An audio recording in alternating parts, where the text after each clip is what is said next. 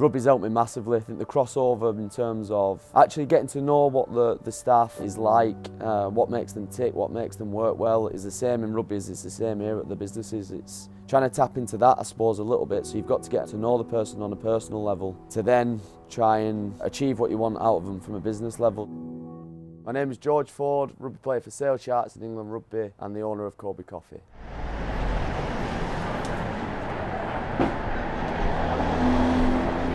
So Corby Coffee first opened in December 2019. Me and my brother always had a bit of a vision to have our own coffee shop because we were into our coffee, drinking a lot of coffee at the time. And we managed to find a spot here in the village where we thought it'd be a perfect place to open a coffee shop. The reason it was called Corby is because my brother's little boy is called Corby. We sort of named the shop after him. But that was sort of our dream and our vision to have our own coffee shop. We finally sort of managed to do it. Opened in December 2019 and then obviously, unfortunately, went into COVID in March 2020. So we had a challenging start to opening our new business.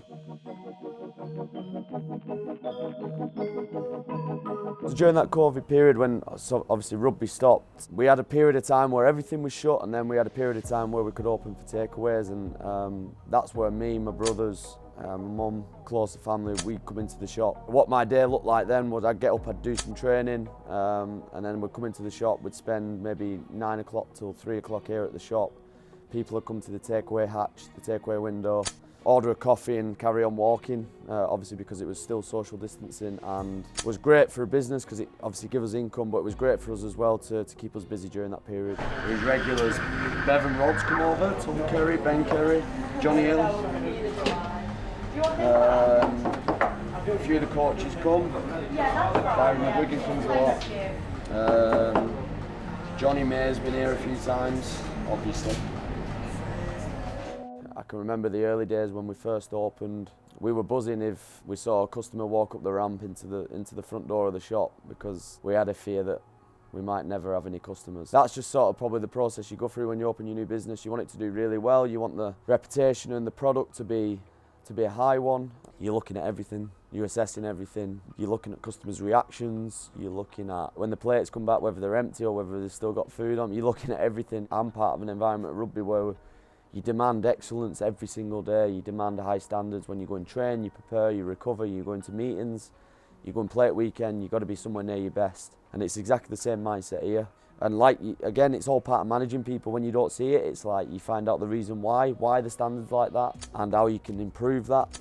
And then there's times where you've just got to be straight up and honest. It's finding the balance of when to do that, but I find it really difficult, I'll be honest with you. If you see something, whether it's from a product point of view, whether it's from a cleanliness point of view, whether it's from a customer service point of view, when you see something that you're not happy with, it bothers you. It bothers you a lot. I've learned to go through the process of maybe stay calm and composed for a period of time, understand and try and find out why that particular thing's happened or why it is like it is, and then deal with it accordingly because there's times where it does tip you over the edge. It's like in rugby, if you compound things mistake after mistake, it's sometimes easy to spiral and lose your composure on the field. It's exactly the same in the business. And another try! Yeah, so this is Sorella, obviously the Italian, my wife's restaurant. So originally Sorella was a really small restaurant. You can see the beam here actually. It was 2 buildings, but just that side of the beam was the restaurant. It was about a 30 to 40 seater restaurant.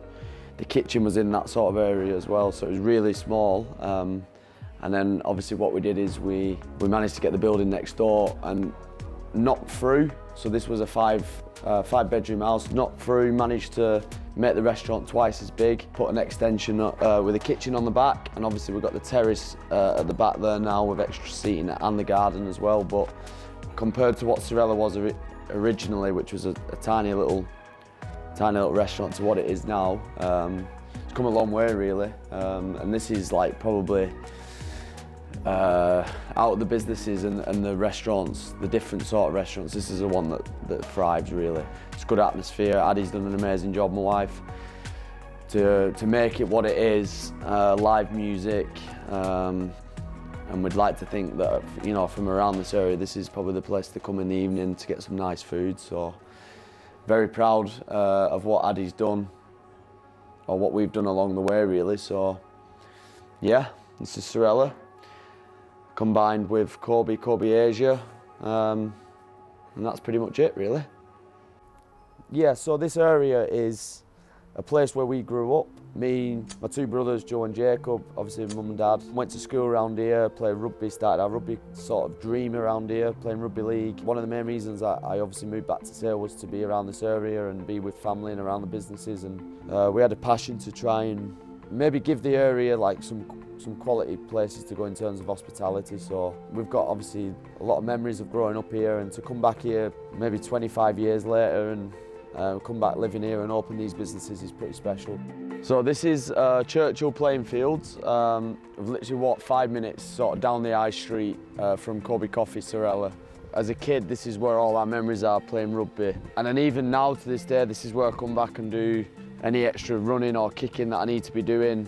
When I was like 4 or 5 years old, me and my brothers just brought a bunch of mates down. We used to just throw a ball around, kick a ball around, play a bit of touch. And then that's how we sort of formed the first sort of amateur team for Saddleworth Rangers really. So pretty cool story, special memories. Come back to your roots a little bit. I won't say it humbles you, but it just brings you back down to earth and a bit of sense of normality where usually there's nobody here.